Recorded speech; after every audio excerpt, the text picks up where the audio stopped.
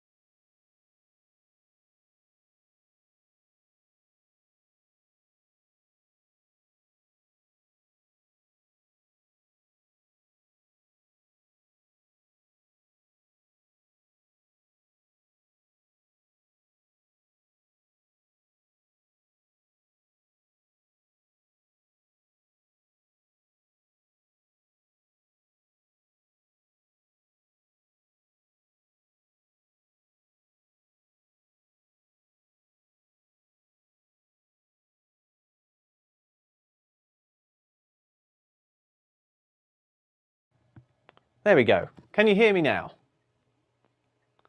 Am I back? Oh, okay, right, I'm getting thumbs up. I tell you what, since we are on Twitter for the very first time, let's start again, shall we?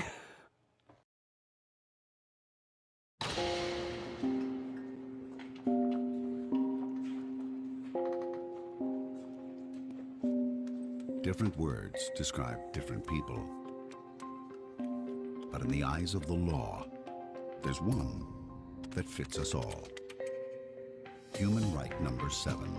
We're all equal before the law. What are human rights? Find out at youthforhumanrights.org.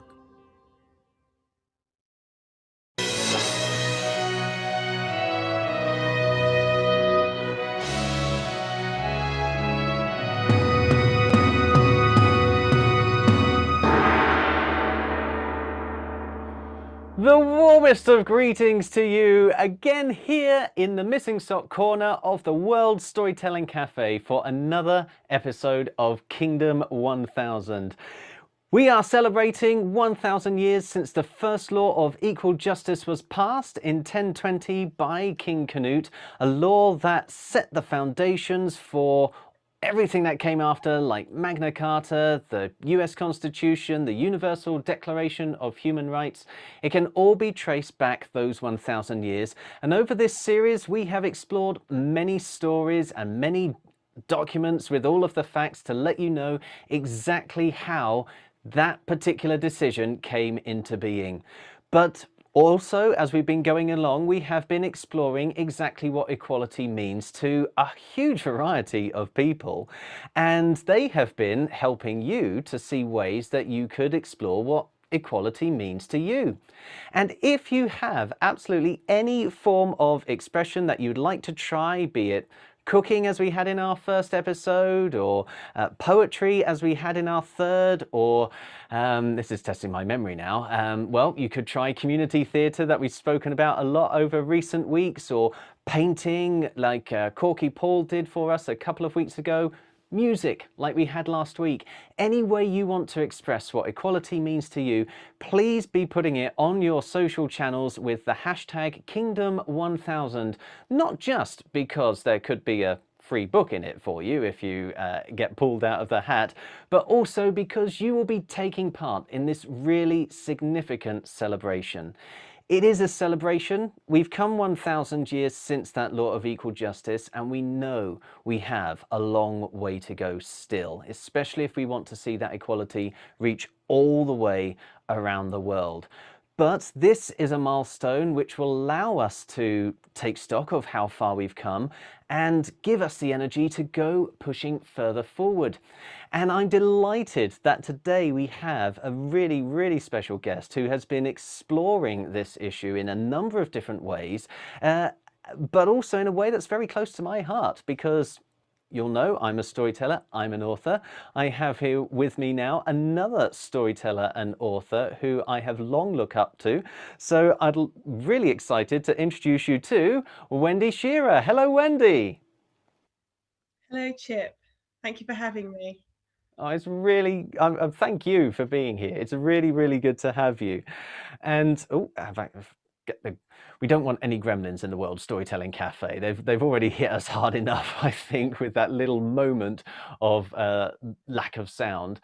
But Wendy, you are here on a very special occasion because I think we are now on Twitter as well. This is the first time Kingdom 1000 has been live on Twitter, as well as, oh dear, Yuliu's disappeared. That's why we've suddenly got the gremlins have gone, but so has the elf.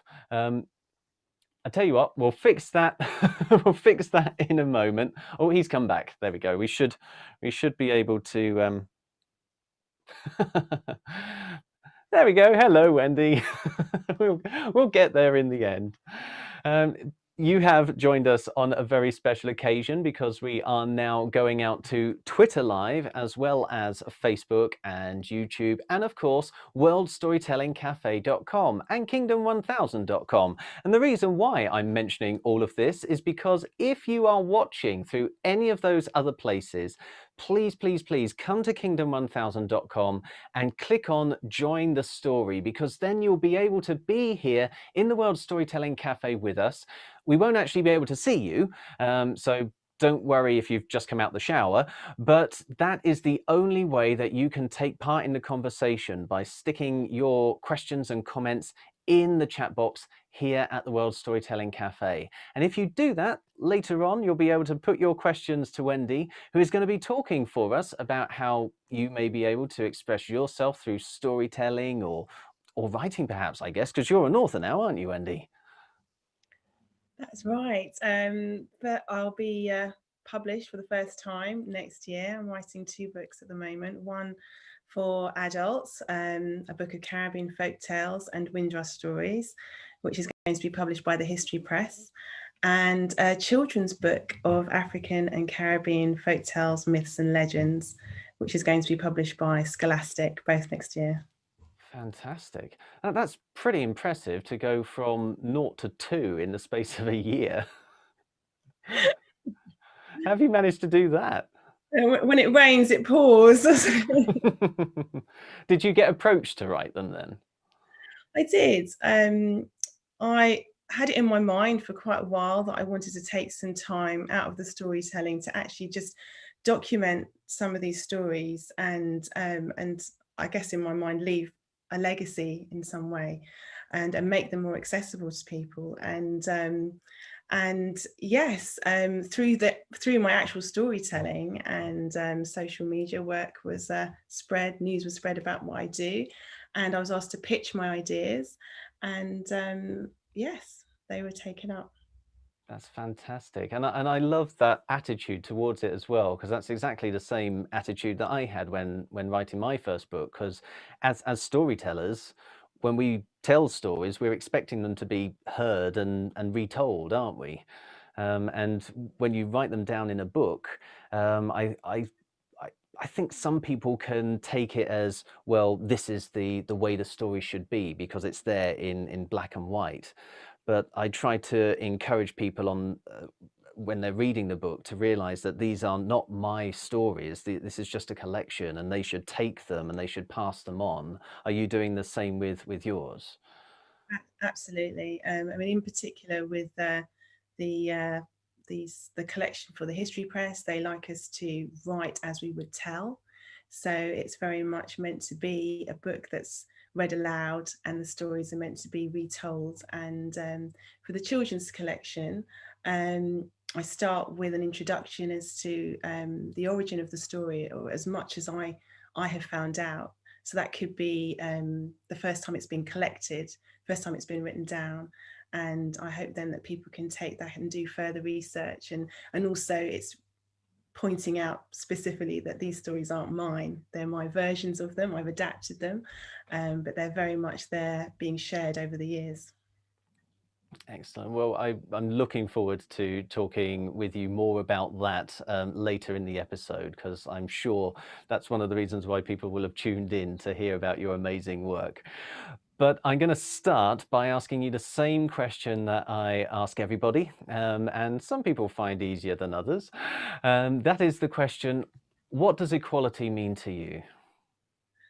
Equality to me means fair and equal rights and opportunities for everyone, regardless of your ethnicity or your gender or your beliefs.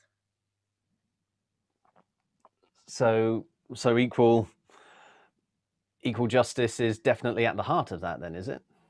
Equal justice is definitely at the heart of it, because without that, no matter what you're doing or what your actions are, and in particular, say for example with myself with work, you want to know that you have the support of the law and the same fair justice, that you'll be treated fairly as everyone else, regardless of your background or where you're from or how you look. So without that enshrined in the law, you don't really have much support. Absolutely. Well, we will be finding out in just a few moments' time exactly how these laws got fully entrenched in European customs. Because you've already seen, if you've been watching the entire series with us back when we had Mary Shuttleworth here, we also met with Maitro and Dr. Charles Inslee in the presence of Canute's proclamation of 1020. And that was the first time a king had written a letter to his people, so sort of issuing a binding contract with his people that there should be absolutely equal justice throughout the kingdom, regardless of the people's cultural background or their social status. We then had a conversation with Mai again a few weeks later in Cambridge, where we were looking at the road to that proclamation. But I'm sure many people watching this will know that immediately after Magna Carta, King John went and got that one annulled. He really didn't want there to be such a thing as equal justice in the Kingdom of England in the first part of the 13th century. Knowing what we know about King Canute, knowing how he did like to lop off the occasional head, and he was setting out in the early days to avenge his aunt, amongst other things, would he be the same kind of ruler? Would he put on this show of equality, send it out there, and then immediately change his attitude? Well, to find out, I joined Dr. Charles Inslee again in Corpus Christi College, Oxford, no relationship apparently to Corpus Christi College in Cambridge, and we had a conversation in the presence of Canute's second letter to the English people, his proclamation of 1027. I'm delighted to be able to share with you now that interview, which again was recorded before the coronavirus outbreak. Here it comes. Well, you join us now in Oxford's Corpus Christi College, and we are here in their library, which looks a lot more Harry Potter. This one's open to the public, isn't it? I'm afraid it's not. No, Is it this not? is actually the working library for the college. So this is actually the library the undergraduates use for all their studies. So if we weren't in vacation, every seat would be taken with students working with laptops and printed words. So. We're enormously privileged to be here then. And that voice that you've just been hearing is Joanna Snelling. That's right, I'm the college librarian here. And of course, you are also joined today by Dr. Charles Inslee, who is going to be looking with me at the Chronicle of John of Worcester, which you were saying to me earlier is one of the oldest chronicles. It's certainly the oldest illustrated chronicle in England. It's a Latin version, or more than a version of the Anglo-Saxon Chronicle. It develops some of its themes. And it's one of our most important sources for 11th century history. All right, so I'm looking forward to getting stuck into this then. But before we do, Joanna, can you let us know how it came to be here? Of course. So in the 17th century, we received a lot of donations from old members, so people who studied here who went on and collected items. So Henry Parry was a student here in 1607. His father had actually, also called Henry Parry, had been a student here in the 1570s, and it was his father who had been a bishop of Gloucester, then Worcester, and we think he collected a lot of the manuscripts from the monastic libraries, but his son actually wasn't that interested in keeping them, so he gave them to us. So we had 38 manuscripts altogether, including this chronicle. Grand. There's something about Henry's naming their sons after themselves, haven't there? I've noticed that with a lot of Henry families. All right, well, let's open it up and have a look, if we may. Can you show some of these illustrations that you... So we need to go through to the... And what are we seeing here? Fairly typical crucifixion scene. They're included in a number of chronicles. I mean, you'd expect crucifixion scenes in... or illustrations in psalters, in gospel books, obviously. But for a chronicle, it's a very different kind of book. This really is quite strikingly early for illustrations. And this text is, I suppose, written between around the 1090s and the 1140s. At least one of the hands in this chronicle is that of what we think of as the author of the chronicle, John of Worcester. Now, I think the word chronicle is probably most famous today for its associations with Narnia. And you mentioned just now that it's a very different type of book. So what exactly are we looking at here? What was John trying to do? Well, I mean, the clue is in the word chronicle. It's essentially a setting out of history in a kind of using time as an ordering device. Like chronology. Exactly. So historical writing in the Middle Ages could take a number of forms, not all of them, as we would understand it, chronological and loud. But a chronicle lays out events on a kind of year by, or at least in a kind of linear fashion. So this is taking a universal chronicle, the Chronicle of Marinus Scotus, and then adding to it essentially an English narrative, which John has used a whole variety of sources for, including a version of the Anglo-Saxon Chronicle, what we call the Anglo-Saxon Chronicle, or Chronicles really, that was kept at Worcester, but other Worcester sources as well. And who was John? Don't know a huge amount about him.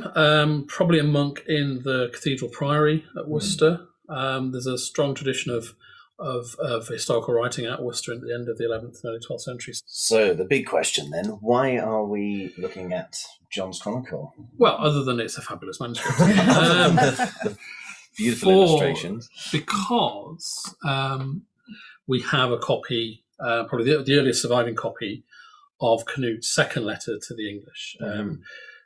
It's in a Latin chronicle, but I would be very surprised. I'd be amazed, in fact, if the original letter hadn't been written in English, or Old English as we would call it.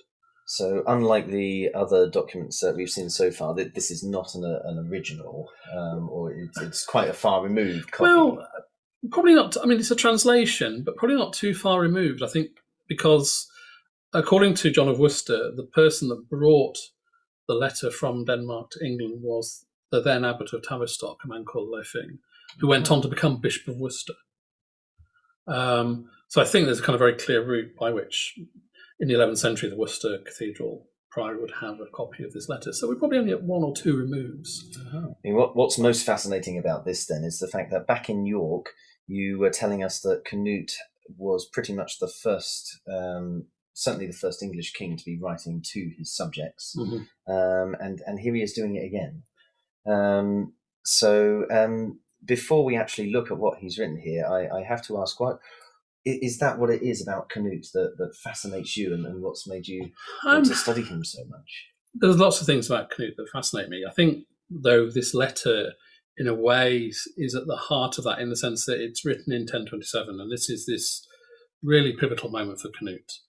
So he's king of England from 1016, as we know, but in 1026 he faces what seems to be a very serious challenge from other Scandinavian rulers. So the king of Norway, Olaf Haraldsson, the king of the Swedes, Anund Jakob, and a number of his own subjects in Denmark. He fights a battle at a place called the Holy River, probably in southern Sweden. We're not sure whether he won the battle, but in a way he won a strategic victory, which allowed him to face down his Scandinavian opponents. The major Danish opponent of him is executed a year later. But within months of that, he goes to Rome. And this letter is written from Rome. He goes to Rome to the coronation of the Emperor Conrad II, the Holy Roman Emperor Conrad II.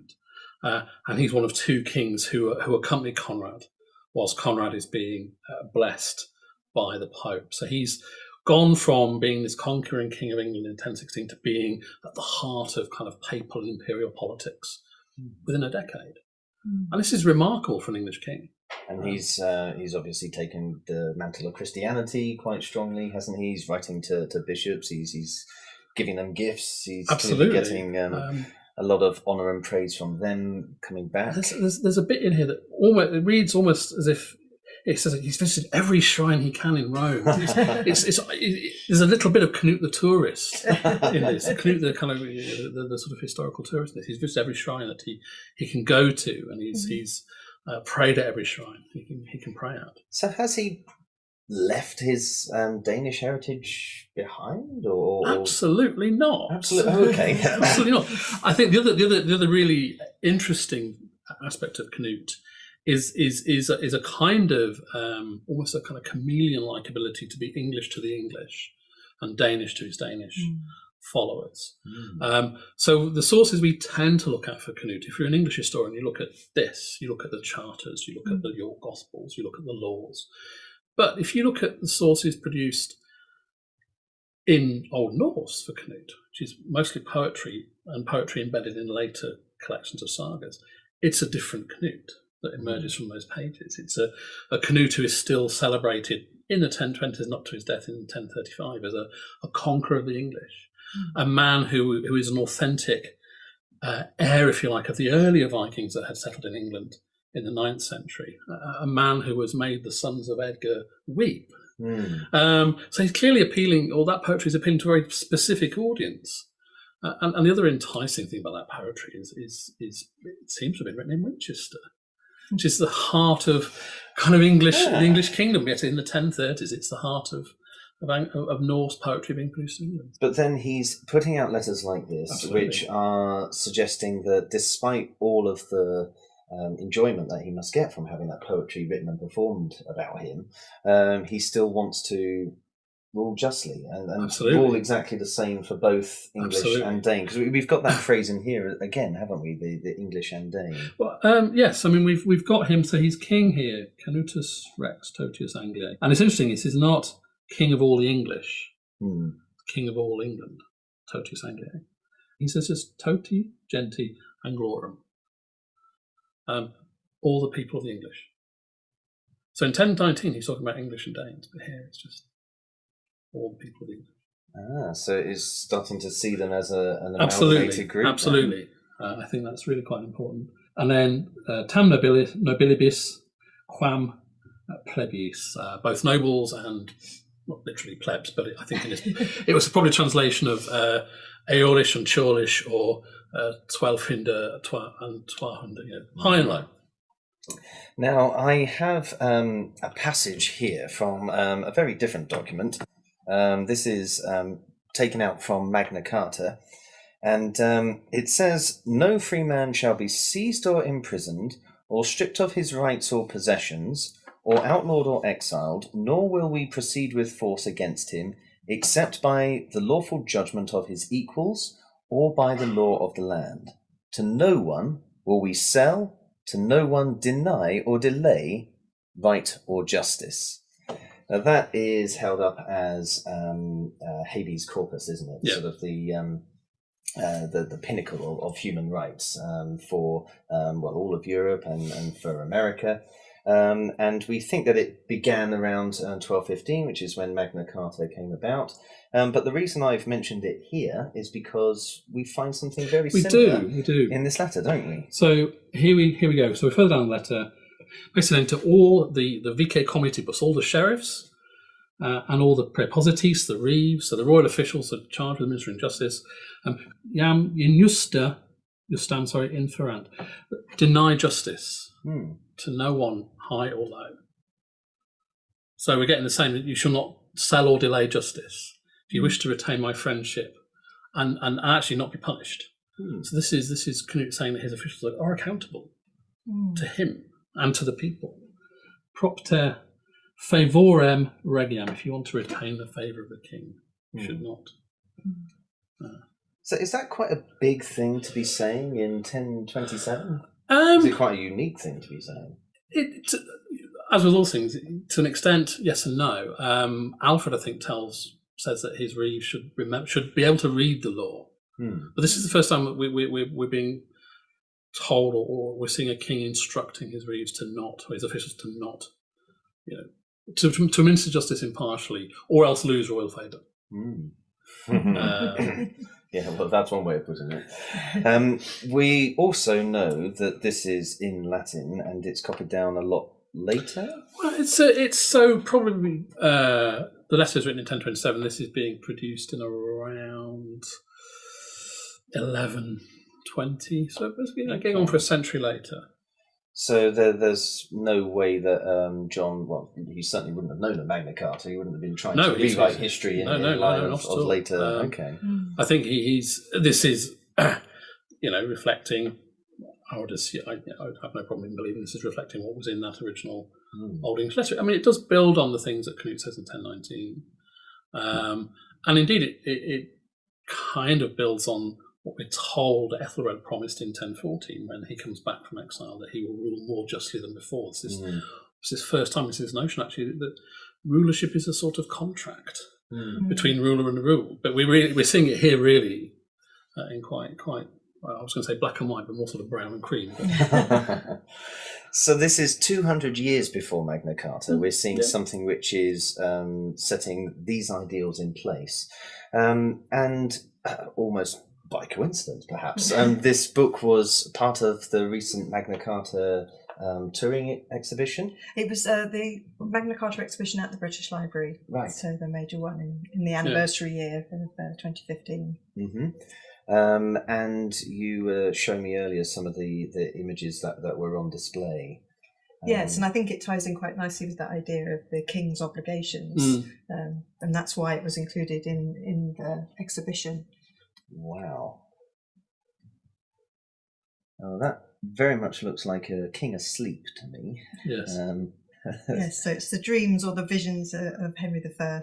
You have the three estates coming to tackle the king in his dreams. So you have the workers, you have the knights or the lords, and then you have the bishops. So he then takes a voyage where he fears he may perish on the seas, and promises at that point to live up to the promises that he had been making to the three estates, as well as also go on pilgrimage. So even before Magna Carta, again, we're seeing signs of how important it was to be a good king to your people. Absolutely, and the fact these are visions of Henry I is very, I think, important, because we see in Henry I, for instance, coronation charter of 1100, that sense of, look, this is how I'll be a good lord. These are the obligations I have as a king.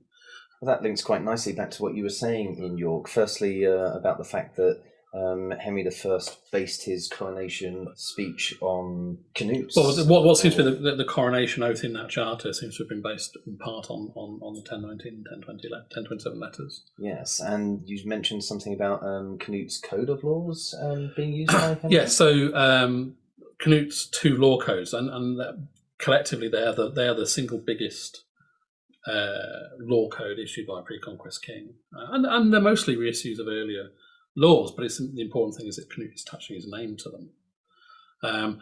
They seem to become the basis of a lot of what's in Henry's coronation charter and coronation oath. So it seems a wonderful way to end this series of videos looking at these fantastic documents, providing us with all this evidence of Canute's interest in law and bringing different sides of his community together, despite these two different sides to his own cultural background. To actually turn and ask you, Charles, what do you think was the legacy of all this? I mean, clearly he had an impact on Henry I, but did it go any further? Did it reach Magna Carta? Well, I think the note. I mean, other historians have argued that Canute, those two letters are the first time that we see an English king making his officials accountable for the things that they do. That if they oppress or unjustly detain the poor, then they will be punished for it. And that notion that royal power should not play around with justice and should administer justice impartially, which is you'll argue at the heart of Magna Carta, I think starts its journey in the early 11th century.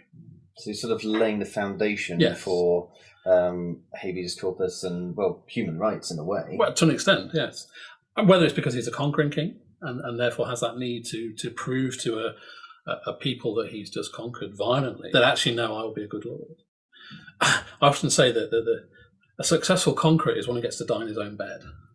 And Canute gets to die in his own bed, surrounded by his grieving relatives.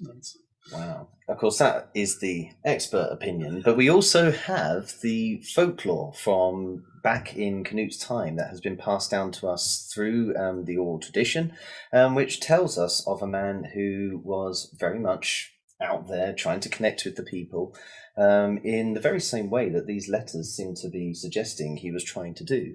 So please do explore all of the other folklore around this website and come to your own conclusions about what Canute was trying to set up here and how it has developed over the last 1,000 years to what we have today, and hopefully how it's going to keep us going for the next 1,000 years. Thank you very much, and Giles, Joanna, thank you. Thank you. Thank you.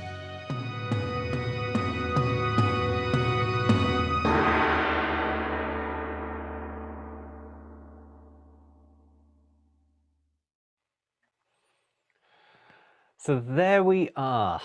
King Canute went out and pretty much put England on the map, as well as launching these laws of equal justice, and it seems sticking by them, which makes him the first of his kind by many a mile, many a year.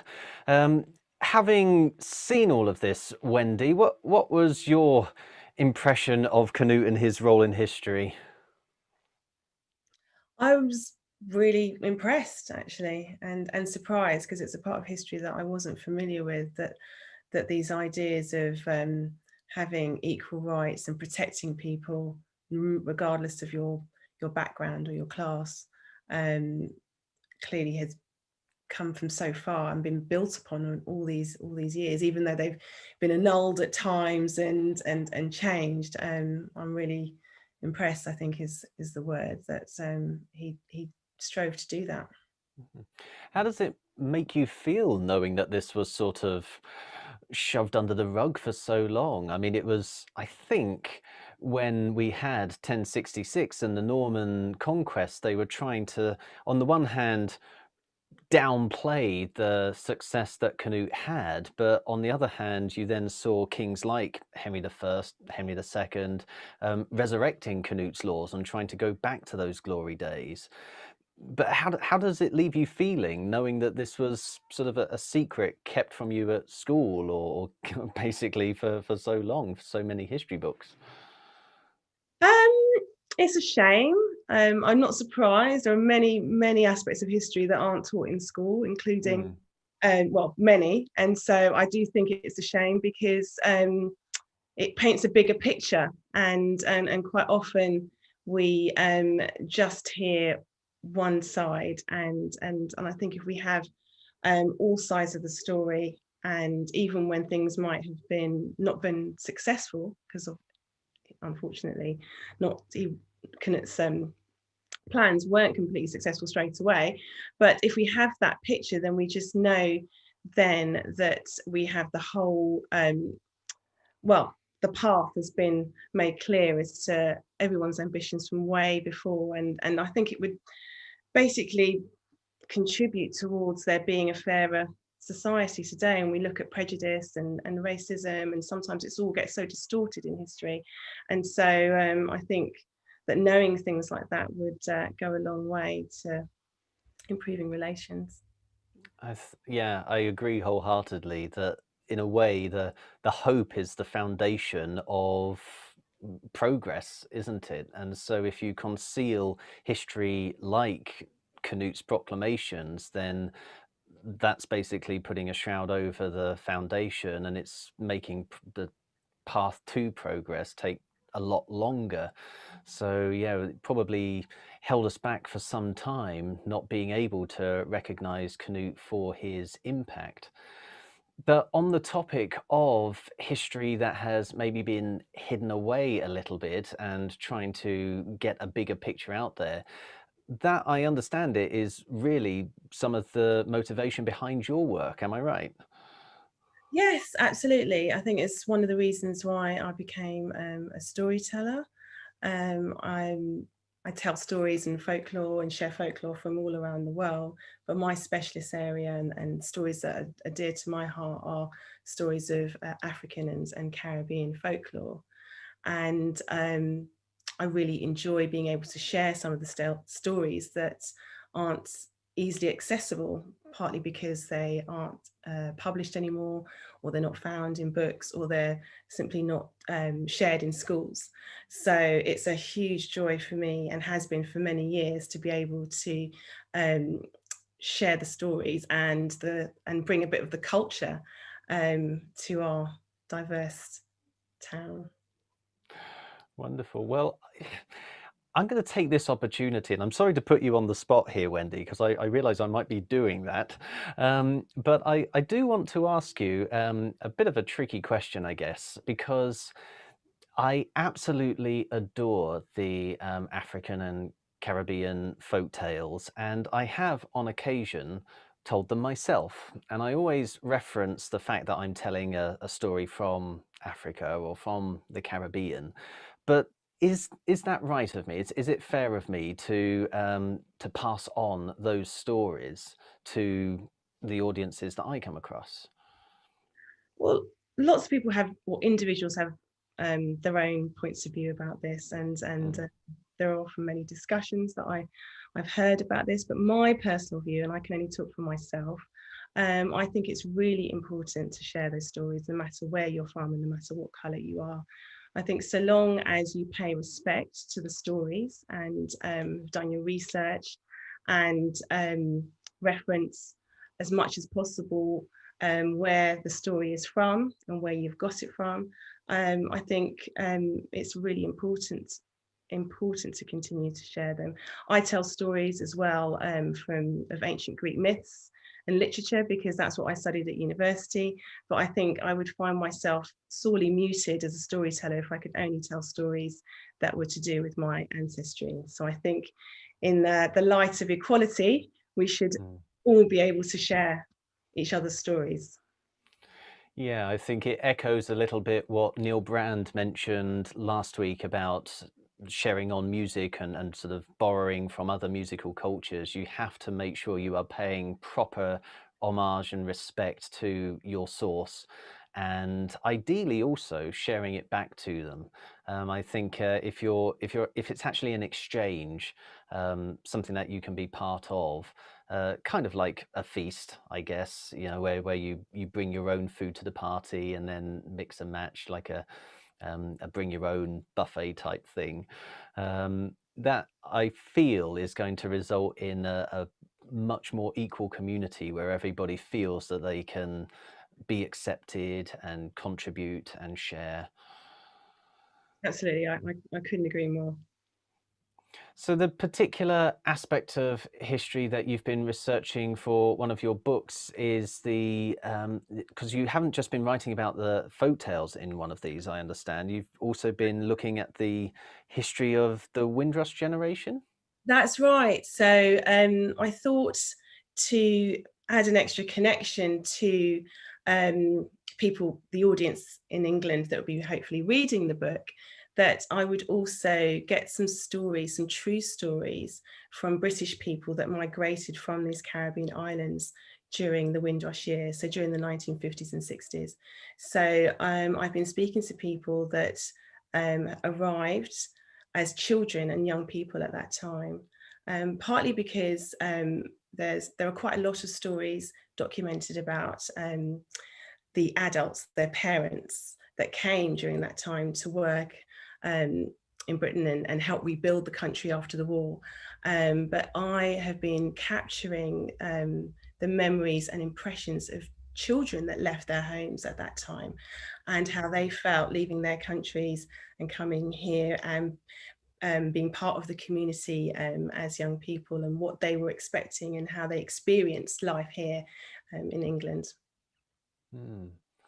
And when you capture stories like that, is there a part of you being a storyteller that is thinking, this story could also be told on and one day become as much a folktale as all of the others. Absolutely. I think I've already got another book already there, and I probably won't be able to use all of the stories alongside the folk tales, but definitely, because as people are speaking, it's quite a cathartic experience for them, and they're talking as well to me about hearing the folk tales that I'm telling in the book. So I asked them about their storytelling experiences as a child, and what they brought with them when they came here to England, and how that experience has changed or continued, and it's wonderful to capture that as well. So while you were hearing the stories, and I suppose also in the act of collecting them, did the theme of equal justice play any part? Yes, I would say in particular, some people witnessed their parents perhaps not being treated very fairly before they were leaving their island. Sometimes they talk about um, not understanding the hardship and difficulty of having their families split up in order to do this migration. And sometimes it was because of the law at the time.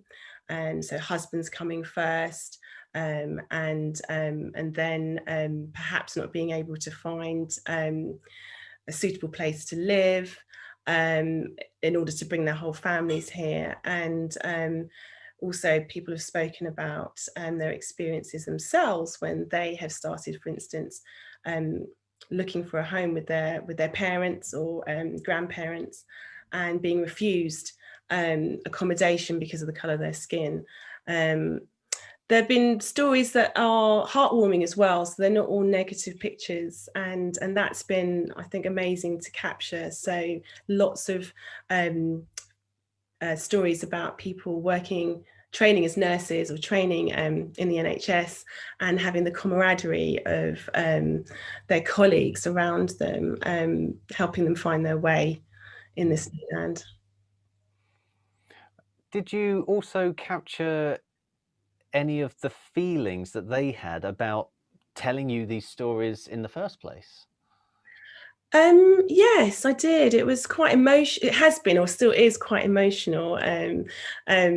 Lots of people sometimes are a bit suspicious, especially if they don't know you, of that generation. I'm talking to people that are in their 70s and 80s, and they say, okay, I'm just going to give you a few words.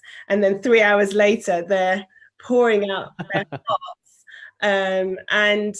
Usually their feelings that they remember quite succinctly, quite vividly, sorry, was one of excitement and expectation, because they all were already British citizens in these islands, and they had been taught British history, and they were excited to see and travel to the mother country, the motherland. And so in most cases, their emotions were one of expectation, and when they arrived, they were quite often, from a child's perspective, a bit shocked, and there are lots of supernatural elements that come into play and that link to the themes and the stories, because I'm capturing their points of view as a child. From a child's, where, for example, my own mother thought that zombies were jumping out from the pavements, or spirits, because London was very smoggy at the time in the 60s. And they weren't used to basement homes. So somebody arrived walking up from the street, from the basement of their house. She thought that ghosts were jumping out on them, and just amazing images like that, really, because of all the stories they've been told in the islands. All that magical imagery with them. That's fantastic. I mean, I'm learning here as I'm listening to you, because I don't think anyone had ever taught me about this whole experience. In fact, for many, I think I'm one of many people who first heard of Windrush a few years ago when it hit headlines again. It certainly wasn't something I learned about in school. And I wasn't aware that they were British citizens before coming over. So they were already able to feel part of the culture somehow. I think more than that. I think I don't think people felt that they were a separate arm. Hmm. You can go to Caribbean islands and see, for instance, in Barbados, a statue of the Queen. Many parts of the islands, countries have British names. And so, for instance, I was talking to a gentleman the other day who said that he left Liverpool and traveled to Portsmouth. And I was getting very confused. I said, where did you arrive when you got to England? And he said, this is before we left Dominica, because that's what the ports are called. And so for them, they were very familiar already with English landmarks. And in terms of my own background, my parents are from Guyana, which is part of the Federation of the Caribbean Union, although it's a country in South America. And but they were colonized by the British as well. And there are many areas in Guyana with Scottish names and Scottish towns, and everyone in Guyana is probably the only South American country that speaks English. And so my mum, considered herself Guyanese, but also British when she came here when she was 12. Ah, that's fantastic. Was there then quite a big culture shock, though, when they hit the British Isles? I mean, was it obviously the temperature would have been quite substantially different, but did they feel welcomed? Were they able to maybe pass some of their own experience back? I mean, lots of mixed stories about that. Most of it's negative in terms of not feeling welcome.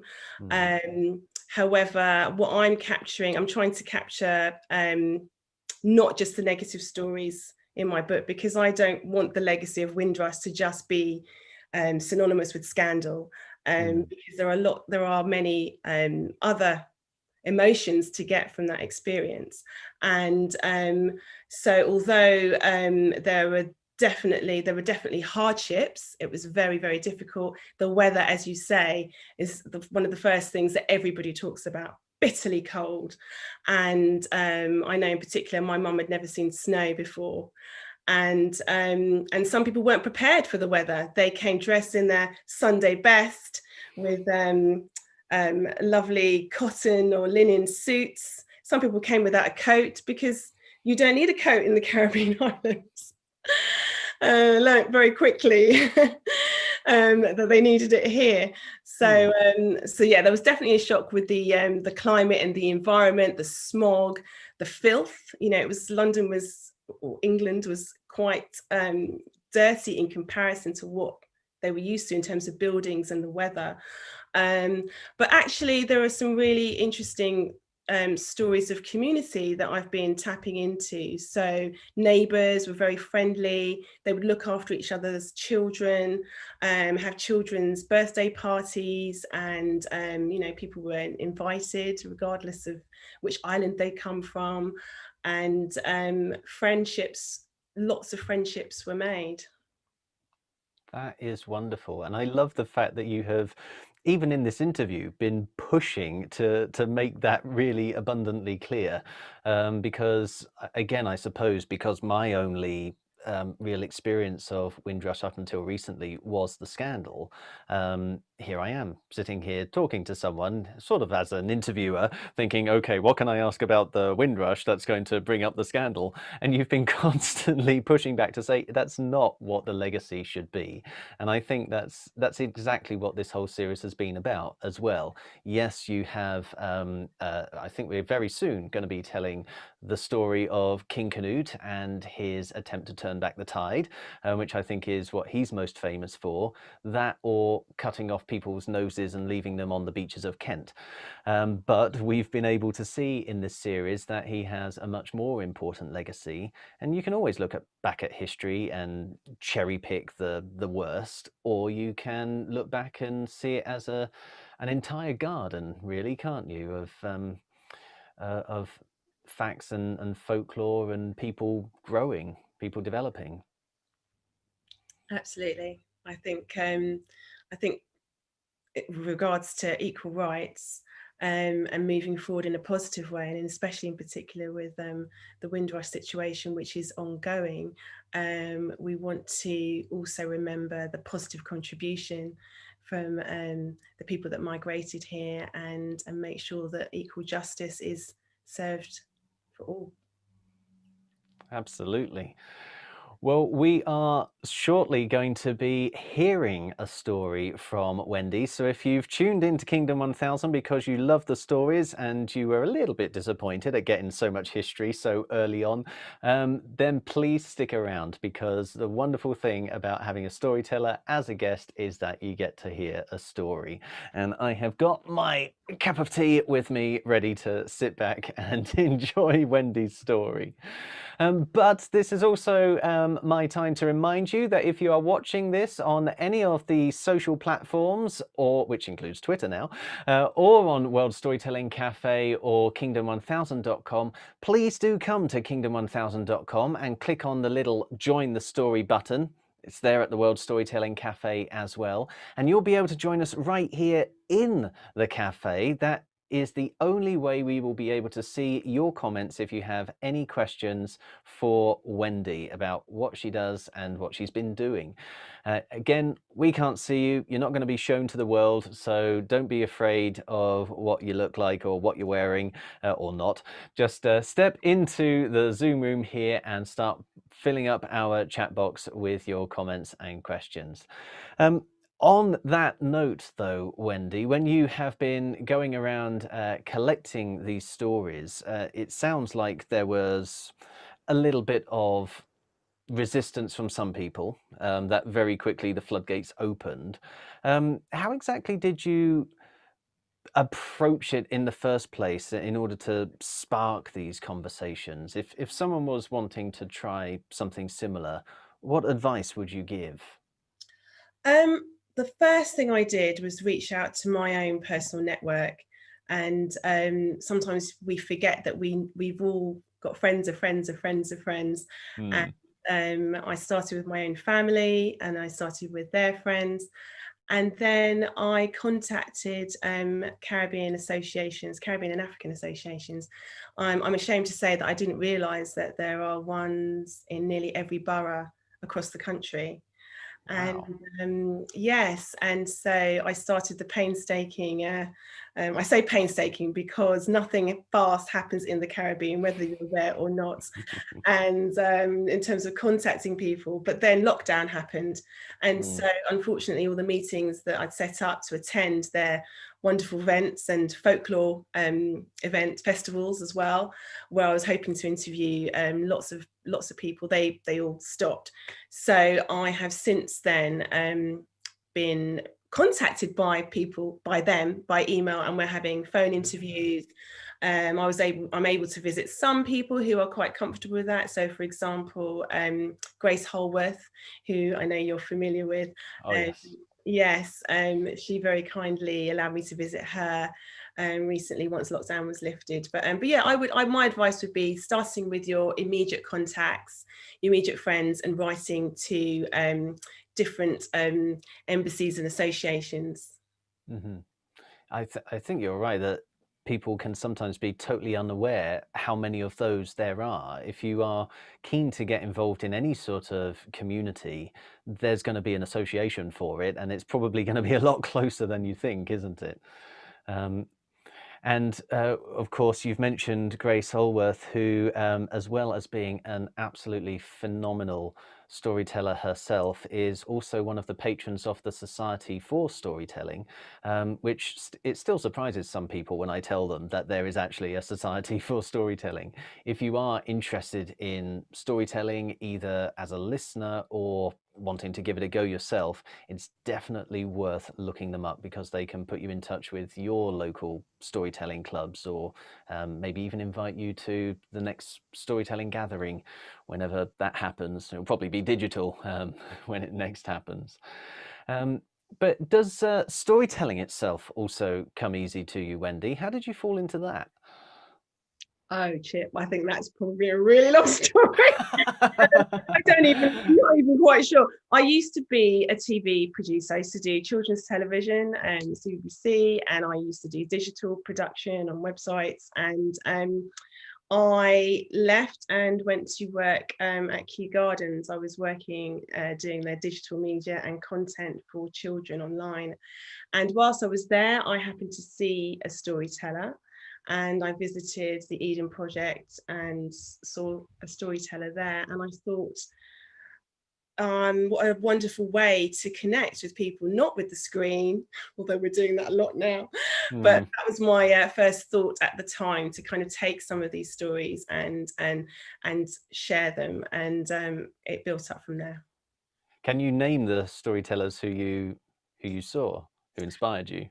Oh gosh, well, I was already familiar definitely with Jan Blake, and I can't remember the names of the storytellers that I saw in the gardens themselves, but they were people that were brought in to bring the stories and the history of the plants and the paintings to life. And I can remember in the Eden Project just sitting in the Mediterranean dome, and this lady was lulling us all into a sense of travel and mystery with her voice. And I thought, yes, that's what I want to do. So you've worked in television as well, and you mentioned doing digital content. You found storytelling to surpass those for energy and enthusiasm of audience? Surpass, I think it's just a new love, another love. I think Okay.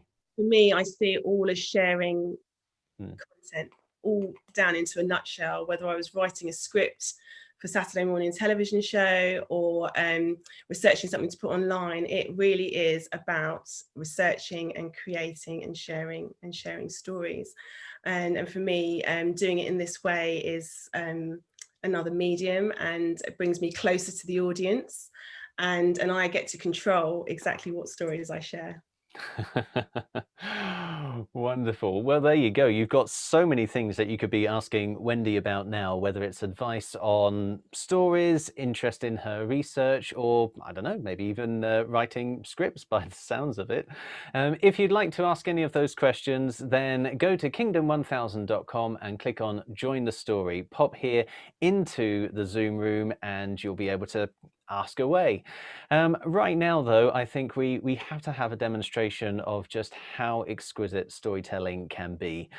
So that is another great opportunity afforded to us by having Wendy here as our guest today. So Wendy, I'm going to give you the floor for however long you need. I think this is the World Storytelling Cafe, and it's time to hear it. What one are you going to share for us? It's a story called You Reap What You Sow, and it's a Caribbean folktale from Trinidad and Tobago. Hello?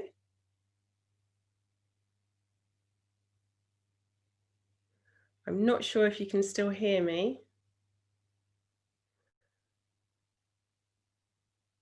But I'm going to carry on talking just in case you can. Yes, we can. Yeah. Hello? Yes, I can see you now. Hello? Hello, can you hear me? You can see me. Okay. I can see you now. I wasn't sure whether I had disappeared. You have disappeared a bit now. Yep, that's all fine. Well, I think we can still hear you. Okay. So do you want to take it away with your story? Absolutely, no problem at all. Thank you, Chip. So this is the story of You Reap What You Sow, and it's a story from the Caribbean islands of Trinidad and Tobago. I'd like to invite you all to come way back in time with me. Our story begins in a wooden house on the edge of a forest. And in that house were a family of 3. There was Anil and his wife Reshmi and his elderly father. and times were hard back then on this golden island. Anil spent his days bent over, working on a sugar plantation. Before the land could even be sowed with seeds, it had to be dug out and hoed and weeded, and all of this under the watchful gaze of the blazing hot sun. His wife Reshmi spent her days in the sugar mill, where she was sifting and shifting and crushing all day until her dark fingers were raw with pain. And when she returned home in the evening, her work continued. She was cooking and cleaning and fetching and looking after Anil's elderly father. She returned to her small kitchen on the estate, and there was a single sink underneath the window that she would look out onto to see the edge of the forest. And on this particular night, she'd really had enough of the hard labor. She was listening to her father-in-law calling out complaints and requests from the other room, and she was trying to tune him out. She stood there preparing their meal, crushing up chana to make dal puri and muttering to herself. Oh, Anil promised me a better life here. He promised me more freedom. I was so free, I chose slavery. And in a way, she was right. You see, Reshmi and Anil had traveled, migrated like many others from their country in India.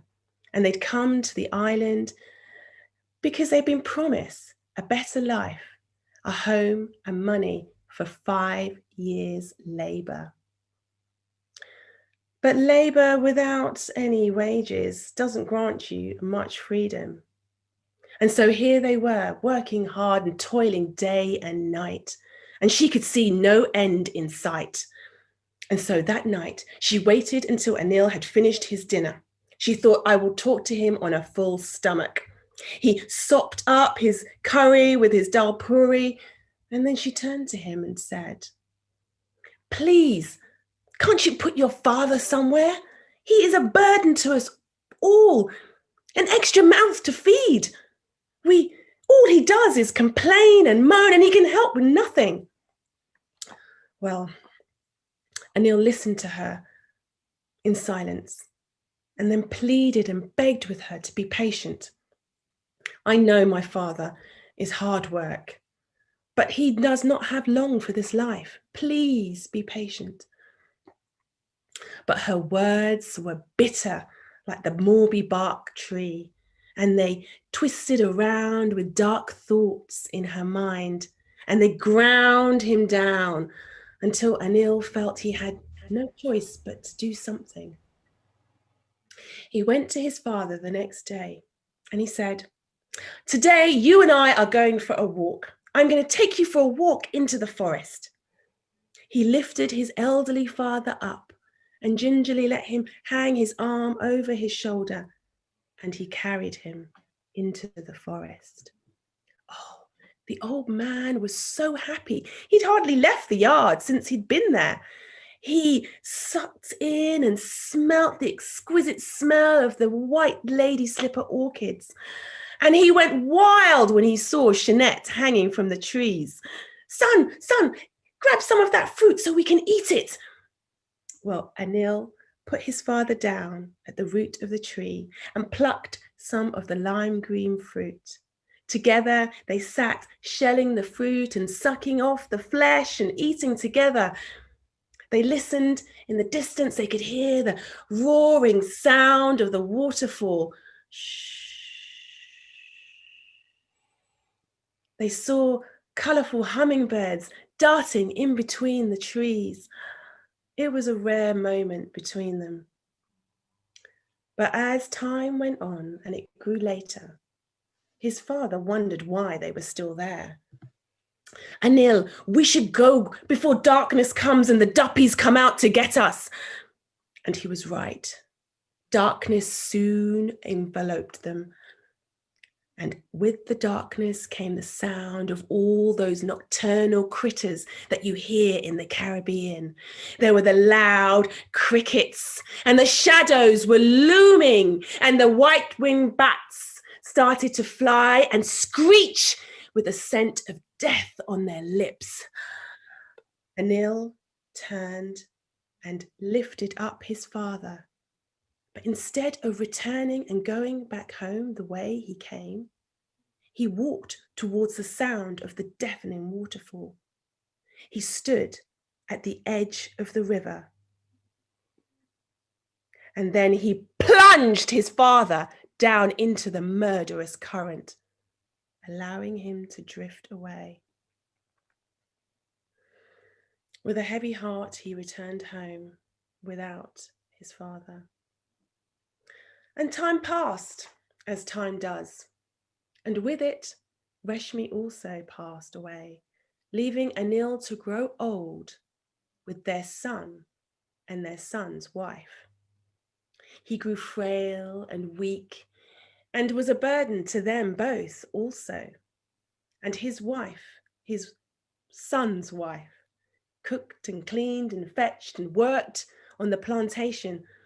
And she was fed up with all of this hard labor. She turned to her husband one night and said, "Can't you put your father somewhere? He is such a burden to us. He's old and frail, and all he does is complain whilst I work my fingers to the bone."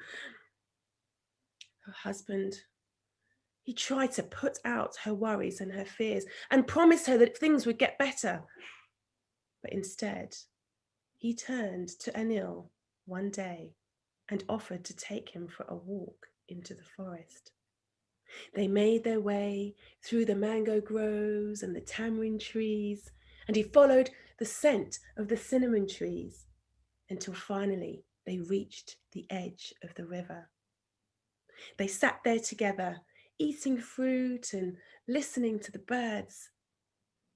And Anil saw that his son was pensive and had something on his mind. He turned to him and said, "I know you mean to drown me, and it is only what I deserve. I wish you and your wife nothing but happiness for the future. I have had a long life." Well, suddenly his son realized the true horror of what he was about to do. He was so conflicted.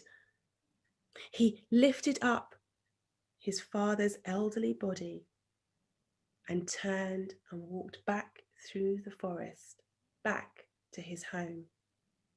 He found his wife waiting on the veranda. He placed his father down and said, "I owe this man my life. I cannot take life from him." And so the three of them decided to not reap more seeds of pain and regret. They carved out a life of happiness, a life filled with joy. Wonderful. Thank you so much for that, Wendy. That was incredible, and it's such a perfect choice of story for showing, I guess, that generations can change and they can bring something new, and they can bring new hope and new life and new joy. I don't know how to follow that, really. It was absolutely beautiful. Thank you so much for sharing that with us. I'm just going to check and see, because I've been, for those of you who joined recently, I was kicked out for a moment there. I still managed to catch a lot of the story, for which I'm really, really grateful. But I don't know what my connection is with the cafe now, so I may not be able to see comments. But if you are watching this and you would like to say anything yourself to Wendy, please do click the Join the Story button and come in here with us in the World Storytelling Cafe and join the conversation. That story then, is that one of the ones from your book? Yes, it is. It's a Caribbean Indian folktale, and based in the time of indentured labour, when many Indians travelled from their country to come and work in the Caribbean islands after slavery. Wow. I thought it would be a really good folk tale to tell to this evening, as it also tells a little of migration and a little how difficult it can be when even you feel that you are all equal and you're all working equally. Times can still be hard with opportunities. But that's fantastic then. So you've got multiple cultures there, and you're then sharing it on so it can become part of a new culture. Do you know if it's a based on a true story at all, or is it? Well, I don't know whether or not someone actually did drown their father in the let's hope not. But it is based on a folk tale that was collected by Kumar Mahir, and he was a folklorist and an author and an academic. And the story that he collected was called A Bad Seed Returns. And the story is quite short. And what I've been trying to do with some of my research and my way of telling is just bring a little bit of the culture and the feeling or emotions behind the actions to life. So why did this woman, why was she feeling so bitter, and why did she want her husband to kill her father? And I think it was just just tough times. Being a storyteller, would you say that your art is one that anybody can do? Gosh, what a question. Yes, I don't see why not. I think we've all got a story in us. We all tell stories, and we've all got stories to share. I do this professionally, so this is my full-time work, so to speak, alongside writing. And I think it's something that if anyone puts their mind to and they want to tell a story, they absolutely should. So what tips would you have for folks who are starting to get into it, I guess? Right, tips. Well, I would say believe in yourself. That was the first thing I was told by a fellow called Jessica Suami. She's also a children's author, and to have confidence in your own voice. And like writing, when you've got a story to share, your voice comes out as a storyteller. There's always a gift that you're giving, that you have to anyone that's listening. So I would say the first most important tip is to believe that you have something to give, and do as much research as you can, and do it. Well, yep, definitely. That's got to be a way in. I mean, if I can add to that a little bit with something that you said earlier about how you began your research by going to those nearest and dearest to you, that's how you can start with storytelling as well, isn't it? Just sharing stories, maybe not around a campfire, but around a dinner table, around the lounge. It can be a good way to just get the knack of looking people in the eye and sharing them stories like you were doing with us a few moments ago. Absolutely. And I joined the Society for Storytelling, which you mentioned earlier, and I would advocate that that's a wonderful thing to do if you would like to become a storyteller. There's huge amounts of support and a huge network with all of the members that are part of the society, and it really did the society as a whole is what encouraged me to continue. I've made lots of friends and contacts through doing it. In fact, I think that's how we first met as well, isn't it? So proof that it works. But of course, we're not just talking about professional storytelling here. There is, as Erica, I think, mentioned, the word amateur means doing it for the love of it. And there are thousands and thousands of amateur storytellers out there, and anyone can try this. I mean, to be honest, my own personal view is that everyone is one of these anyway. You know, the moment you do tell the story of your day around the dinner table, or that old family history story that you love to regale everyone with at Christmas or whatever, that makes you a storyteller.